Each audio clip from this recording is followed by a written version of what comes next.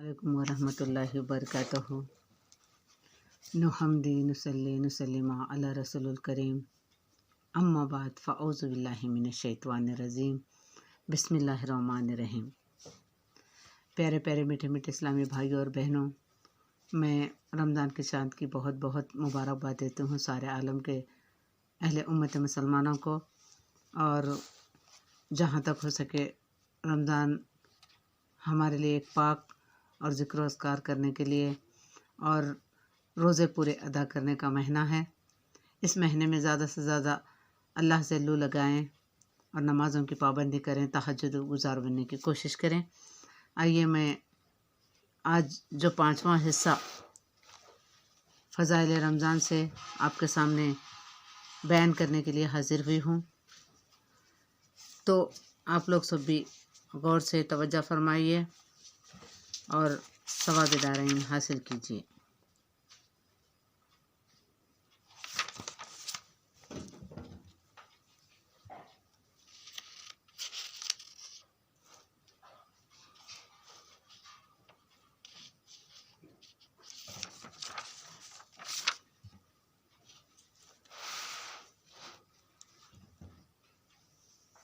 یا یوں سمجھیے کہ ایک شخص جیب میں اشرفیاں بھرے اور جب جگہ خالی رہے تو کوڑیاں بھرنے لگے، اس کے بوجھ سے جیب پھٹنے لگے اور کوڑیوں کے ساتھ اشرفیاں بھی گرنے لگے۔ تو اگر کوئی اس طرح کوڑیاں بھرنے سے منع کرے تو وہ خیر خواہ ہی ہوگا۔ ایسا ہی آپ دنیا کی چند کوڑیوں کے واسطے دین کو، جو اشرفیوں سے زیادہ قیمتی ہے، برباد کریں تو مولوی آپ کو اس سے روکیں گے تو وہ بھی خیر خواہی سمجھے جائیں گے۔ ہاں، آپ کوڑیاں اس طرح رکھیں کہ اشرفیوں کو نہ کھوئیں تو وہ آپ کو کوڑیاں رکھنے سے منع نہیں کریں گے۔ اس پر نظراً وہ واقعہ ہے کہ حضرت محمد مصطفیٰ صلی اللہ علیہ وسلم نے نر کھجور کے پھول مادہ کھجور پر رکھنے سے منع کیے، حالانکہ اس کا رواج تھا۔ اس سال درخت کو بار ناخیز آیا تو آپ نے فرمایا، دنیا کی اصلاح کے متعلق تم جانو، تمہارا کام جانو۔ ہاں، جب دنیا کی ایسی اصلاح کرنے لگو کہ جس سے آخرت بگڑے تو اس سے روک دیے جاؤ گے۔ اب رہا مولویوں پر الزام کہ یہ دنیا سے بے خبر ہوتے ہیں۔ بچے کا کمال یہ ہے کہ وہ بالکل بھولا ہو، اسی طرح مولویوں کو بھی دنیا سے بالکل بے خبر رہنے دو۔ اگر ان کو دنیا کا کام آ جائے تو ان کے ساتھ بھی تو نفس ہے، تو وہ بھی دنیا کی اصلاح کرنے لگیں گے، تو پھر آخرت کی اصلاح کون بتائے گا؟ ذرا ڈرائیور کو درجے دوم کا ڈبہ سفر کرنے کے لیے ملے تو وہ کبھی انجن پر نہ بیٹھے گا۔ آپ کے آرام کے لیے انجن میں بیٹھ کر بدن اور کپڑے سیاہ کریں، اور آپ یہ قدر کریں کہ یہ درجہ دوم کے ڈبے میں کیوں نہیں بیٹھتا۔ یہی مثال مولویوں کی ہے۔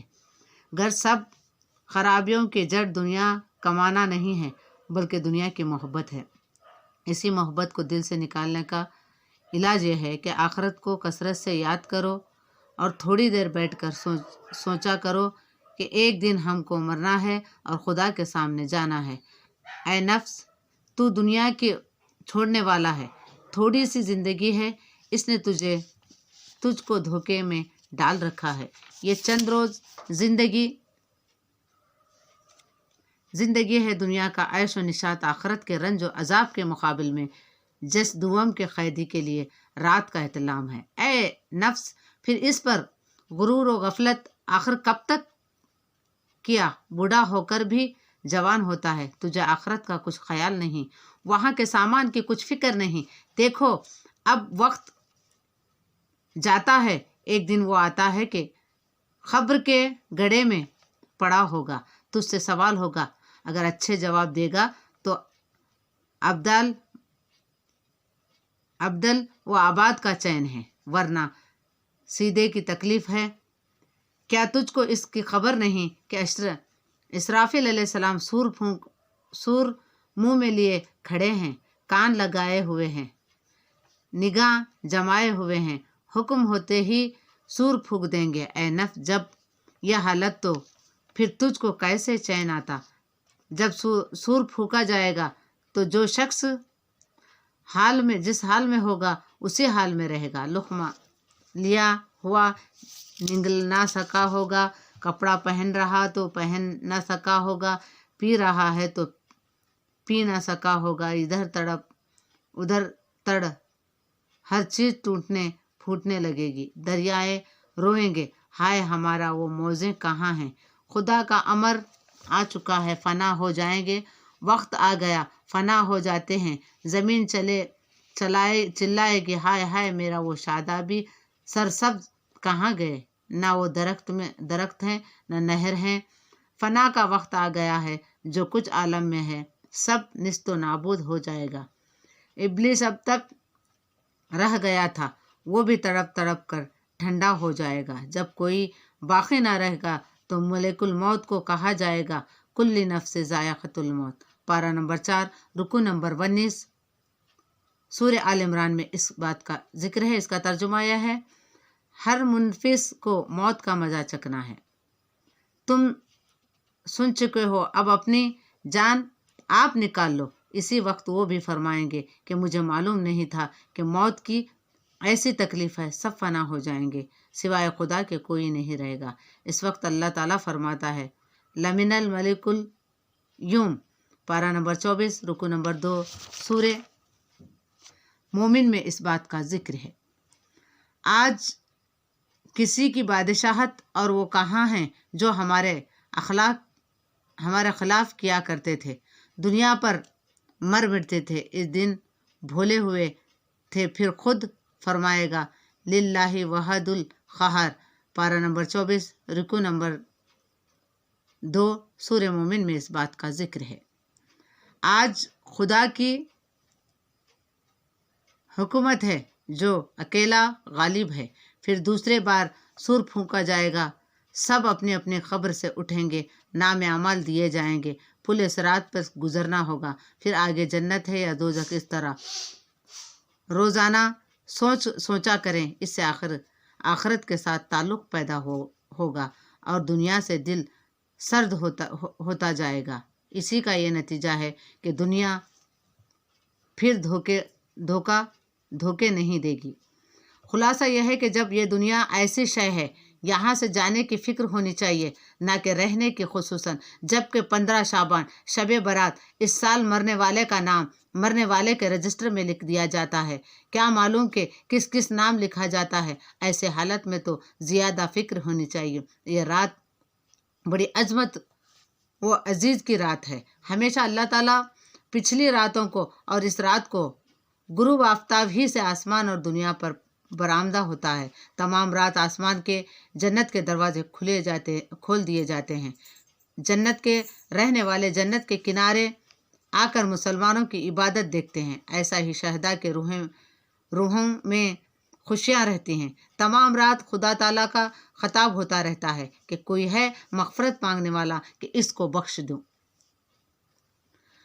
कोई तालिब रिज़्क़ है इसको रिज़्क़ दूंगा, कोई बतलाए मुसीबत है इसको आफ़ियत दूंगा। रात ख़त्म नहीं होती कि बहुत से गुनाहगारों की मग़फ़िरत हो जाती है, मगर मुशरिक व बिद्दत वाला जमात से अलग रहने वाला, जालिम से महसूल लेने वाला, कीने वाला, गीबत की खबरें बतलाने वाला, गैब की खबरें बतलाने वाला, हाकिम को नाजायज़ तरीक़ा बतलाने वाला, बाजा बजाने वाला, खेलने वाला, ख़तई रहीम माँ बाप को इज़्ज़त देने वाला और दायमी नशाबाज, सूदखोर, चुगलखोर के इनकी मग़फ़िरत नहीं होगी। कर शाबान का महीना मोतबर महीना है। हदीस शरीफ से मरवी है कि रमज़ान की फजलियत दूसरे महीनों पर ऐसी है जैसे अल्लाह ताला की फजलियत बंदों पर और शाबान की फजलियत दूसरे महीनों पर ऐसे ही जैसे रसूल करीम सल्लल्लाहु अलैहि वसल्लम की फजलियत दूसरे पैगंबरों पर है। रसूल करीम सल्लल्लाहु अलैहि वसल्लम फरमाते हैं कि शाबान मेरा महीना है।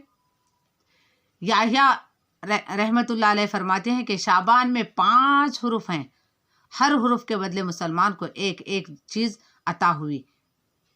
سین سے شرف و شفات، عین سے عزت و کرامت، بے سے بر یعنی نیکی، الف سے الفت محبت اور نون سے نور۔ ایک بزرگ فرماتے ہیں کہ جب میری دوست ابو حفیظ کبریا کا انتقال ہوا تو 8 مہینے کے بعد خواب کیا میں دیکھتا ہوں کہ ابو حفیظہ کا چہرہ متغیر ہو گیا ہے اور رنگ زرد ہے۔ میں نے سلام کیا، انہوں نے سلام کا جواب دیا۔ میں نے کہا سبحان اللہ، میں سلام کرتا ہوں اور آپ جواب نہیں دیتے۔ فرمایا کہ سلام کا جواب دینا بھی عبادت ہے اور ہم کو عبادت کی ضرورت نہیں۔ میں نے کہا آپ کو تو بہت خوبصورت تھے، چہرے کا رنگ ایسا کیوں ہو گیا ہے؟ انہوں نے کہا کہ جب مجھ کو قبر میں رکھا تو ایک فرشتہ میرے سرہانے آ کر کھڑا ہوا اور کہا او بوڑھے، اور میرے سارے گناہ گننے لگا اور گرز مارتا تھا اور تمام بدن میں آگ بھڑک گئی۔ پھر خبر نے مجھ سے کہا کہ تجھے خدا سے شرم نہیں آتی؟ یہ کہہ کر خبر نے ایسا ہی دبایا کہ فصلیاں اور ادھر کی ادھر ہو کر چور چور ہو گئیں۔ شعبان کی پہلی رات تک میں اسی عذاب میں شعبان کی پہلی رات کا ایک آواز آئی کہ فرشتوں اس سے عذاب اٹھاؤ لو، اس نے تمام عمر شعبان کی راتیں جاگ کر گزاری ہیں اور اکثر روزہ رکھا ہے، اس لیے شعبان کی برکت سے اس سے عذاب دور کر دو اور اس کی جنت اور رحمت کی خوشخبری سناؤ۔ شعبان کی برکت سے اب میں آرام میں ہوں۔ صاحبو، یہ ادنا فضلیت ہے شعبان کی۔ پھر اس شعبان میں ایک رات ایسی ہے جس کو شب برات کہتے ہیں، 15ویں شب سے، جس کی شعبان میں قرآن کی آیات اتری ہے۔ اِنَّا أَنزَلْنَا فِي لَيْلَةِ الْقَدْرِ لَيْلَةُ الْمُبَارَكَةِ، پارہ نمبر 25 رکوع نمبر 1 سورہ دخان میں ترجمہ، ہم نے اس کو لوح محفوظ سے ایک برکت والی رات میں اتاری ہے۔ شب برات کا نام اللہ تعالیٰ نے مبارک رات رکھا ہے اور اس رات قرآن اتارا۔ ہم نے ایسا ہی شب قدر کے لیے فرمایا کہ ہم نے قرآن اتارا۔ واقعی یہ ہے کہ شب برات میں قرآن اتارنے کی تجویز ہوئی اور شب قدر میں آسمان اول پر اترا، پھر 23 سال تک تھوڑا تھوڑا کر کے دنیا میں اترتا رہا۔ یہ مبارک رات شعبان کی 15 کو آتی ہے۔ ہر رات اللہ تعالیٰ پچھلی رات کو آسمان دنیا پر برآمد ہوتا ہے اور شب برات میں غروب شمس سے ہی آسمان دنیا پر اللہ تعالیٰ برآمد ہوتا ہے۔ تمام مالکہ خطرہ قدوس بھی جمع ہو جاتے ہیں۔ اسی رات خدا تعالیٰ کی خاص تجلی ہوتی ہے جو اور راتوں میں نہیں ہوتی۔ فرش رحمت بچھایا جاتا ہے۔ اس رات خدا کے یاد کرنے والے پر وصال قرب کے پھول نچھاور کیے جاتے ہیں، آسمان کے دروازے کھول دیے جاتے ہیں، جنت، عدن اور فردوس کو آراستہ کر کے ان کے دروازے کھول دیے جاتے ہیں۔ جنت کے رہنے والے جیسے حور وغیرہ جنت کے کنارے آ جاتے ہیں تاکہ خدا کی یاد کرنے والے کا تماشا دیکھیں۔ انبیاء، شہداء کی روحیں اعلیٰ العین میں خوشی خوشی رہتے ہیں، یعنی عالم ناسوت میں ہونے والے معاملات عالم ملکوت میں فرشتوں پر ظاہر کر دیے جاتے ہیں۔ مثلاً کسی کا مرنا، کسی کا پیدا ہونا، امیر ہونا، فقیر ہونا، بیمار ہونا، تندرست ہونا، قحط ارزانی کا ہونا، سلطنت و حکومت کا تغیر تبدیل، غرض سال بھر کی برا مرتب ہو کر عمل کرنے کے لیے دے دی جاتی ہیں۔ دعا کرنے والوں کو دعا قبول ہوتی ہے، مانگنے والوں کو جو کچھ مانگے دے دی جاتی ہیں، کوشش کرنے والوں کی مدد کی جاتی ہے، یعنی کوشش کا صلہ دیا جاتا ہے، اطاعت کرنے والے کو اطاعت کا بدلہ دیا جاتا ہے، گناہ کرنے والے کے گناہ کے سزا میں کمی کی جاتی ہے۔ اللہ تعالیٰ سے محبت رکھنے والے کو کرامت عطا ہوتی ہے۔ پھر خدا تعالیٰ تمام رات ارشاد فرماتا ہے کہ کون مبتلا مصیبت ہے اس کو عافیت دوں، کون مغفرت مانگنے والا ہے کہ اس کو مغفرت کروں، کون رزق مانگنے والا ہے کہ اس کو رزق دوں۔ لوگوں سمجھتے ہیں کہ خدا کی اطاعت سے رزق کم ملتا ہے، خدا کی اطاعت سے اور طلب مغفرت سے رزق میں برکت ہوتی ہے۔ پھر میں عرض کرتی ہوں کہ انسان طبیعت کا بھی لحاظ کیا جاتا ہے، اگر نہ بھی مانگے تب بھی دیتا، بلکہ اگر تم یہ کہو کہ الہی روٹی مت دو تب بھی یہ دعا قبول نہیں ہوتی۔ وہ جو کچھ قسمت میں ہے وہ پہنچا کر رہتا ہے، اگر قسمت میں جو کچھ ہے نہ لیں گے تو جبر سے دیا جاتا ہے۔ صاحبو اب رمضان المبارک کے بارے میں سنیے۔ ماہ رمضان آگے یہ مہینہ ہے جو آپ کو فرشتہ جیسا بنانے والا ہے۔ اس میں مسلمان کی روزی زیادہ ہو جاتی ہے، جو کچھ کھائے اس کا حساب نہیں، کھانا پینا سب اطاعت، چھوٹی عبادت میں بڑا ثواب، فرشتے دعا مغفرت کر رہے ہیں، شیاطین بند کیے جاتے ہیں، رحمت کا دریا بہا رہا ہے، جنت کے دروازے کھلے ہوئے ہیں، دوزخ کے دروازے بند ہیں، یعنی ہر روز کروڑوں کی مغفرت ہو رہی ہے اللہ تعالیٰ خوش اور راضی سے، اللہ تعالیٰ کے خوش اور راضی سے۔ صاحبو اس مہینے کی قدر کرو، ناراض ہو کر مصائب بھیجا تھا، اب تمہارے دل ملانا سے مصائب دفع کیا ہے، جلد توبہ کر کے نماز روزہ تراویح سے خدا تعالیٰ کو خوش کرو، اور اس مہینے کی عزت کرنے سے خدا تعالیٰ راضی اور عزت نہ کرنے سے ناراض ہوتا ہے۔ ایک فارسی تھے، اپنے بیٹے کو دیکھے کہ رمضان کے مہینے میں بازار میں کھاتا جا رہا ہے جیسے پان وغیرہ، تو اپنے بیٹے کو مارے اور کہے کہ نالائق، مسلمان کے رمضان کی عزت نہیں کرتا۔ کس نے فارسی کو اس کے مارنے کے بعد دیکھا تو جنت میں تخت پر بٹھایا اور پوچھا گیا جنت میں کیسے پہنچا؟ وہ کہے گا کہ جب میرا وقت قریب آیا، حکم ہوا کہ فرشتوں اس کافر پر اس کو کفر پر مت رہنے دو، اس سے کہو کہ تو نے رمضان کی عزت کی ہے، اس لیے ہم کہتے ہیں کہ تو ہمارا خاص مسلمان ہو جا۔ میں مسلمان ہونے کے بعد سکرات شروع ہوئی، اور صاحبو اب ذرا دوسرے پہلو کو دیکھیے۔ ایک شخص کو آگ کے گرزوں سے مارتے ہوئے میدان قیامت میں لائے گئے، اور رسول کریم صلی اللہ علیہ وسلم کو دیکھ کر دوڑ کر آئے گا اور رسول کریم صلی اللہ علیہ وسلم سے چمٹ جائے گا۔ آپ پوچھیں گے کہ اس کا کیا قصور ہے؟ عرض کیا جائے گا کہ اس نے رمضان کا مہینہ پایا مگر اس کی عزت نہیں کیا، گناہوں میں رہا۔ رسول کریم صلی اللہ علیہ وسلم شفاعت کرنا چاہیں گے، اللہ تعالیٰ فرمائے گا آپ کس کی شفاعت کر رہے ہو؟ اے اللہ کے رسول، رمضان اس کا دشمن ہے۔ آپ فرمائیں گے کہ رمضان جس کا دشمن ہے میں بھی اس کا دشمن ہوں، اور اپنے پاس سے ہٹا دیں گے۔ مگر کبھی ایسا بھی ہوتا ہے۔ تو میرے پیارے میٹھے میٹھے اسلامی بھائیوں اور بہنوں، آج جو واقعہ 5واں واقعہ آپ کے سامنے بیان کر چکی ہوں، انشاءاللہ تعالیٰ آئندہ 6واں واقعہ لے کر آپ کے سامنے حاضر ہو جاؤں گی۔ تب تک کے لیے مجھے اجازت دیجیے۔ آپ خوش رہیں، آباد رہیں۔ رمضان کے چاند کی بہت بہت مبارکباد۔ خوب کیا بولتے ہیں ذکر و اذکار کیجیے، روزے زبان کا، آنکھوں کا، ہاتھوں کا، پیروں کا، پورے کیا بولتے جسم کے ساتھ، جسد کے ساتھ پورا روزہ صحیح مکمل کامل روزہ رہنے کی کوشش کیجیے۔ زبان سے غلط بات مت کیجیے، ہمیشہ اللہ کے ذکر و اذکار میں اپنے زبان کو تر اور متر رکھیے۔ میں یہ کہتے ہوئے اپنی اس بیان کو یہیں پہ ختم کرتی ہوں۔ السلام علیکم ورحمۃ اللہ وبرکاتہ۔